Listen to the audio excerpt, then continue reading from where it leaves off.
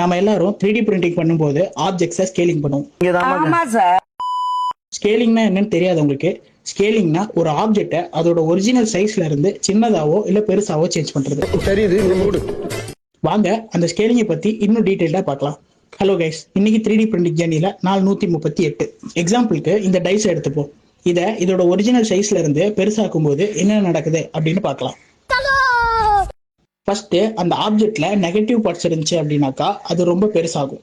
Negative parts அப்படின்னா டிசைன்ல holes, blank spaces இருக்கிறது. இந்த பார்ட்டால நம்ம பண்ண போற டிசைன்ல ஸ்ட்ரக்சரல் இஷ்யூஸ் ஏற்படும்.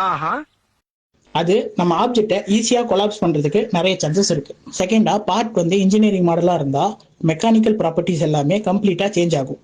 அதே மாதிரி டிசைனோட ஃபைன் டீடைல்ஸ் எல்லாமே சேஞ்ச் ஆக வாய்ப்பு இருக்கு. டிசைன்ல ஏதாவது ஹோல்ஸ் இருந்துச்சு அப்படின்னாக்கா அது ரொம்ப பெருசா மாறிடும். அது பிரிண்டிங்கை ரொம்ப டிஸ்டர்ப் பண்ணும். ஸோ இதுக்கப்புறமா ஸ்கேல் பண்ணும்போது கொஞ்சம் கரெக்டாக பார்த்து பண்ணுங்க. அண்ட் இதே மாதிரி 3D பிரிண்டிங் பற்றின யூஸ்ஃபுல்லான கண்டென்ட் தெரிஞ்சுக்க நம்மளோட சேனல் மறக்காம ஃபாலோ பண்ணிக்கோங்க. தேங்க்யூ.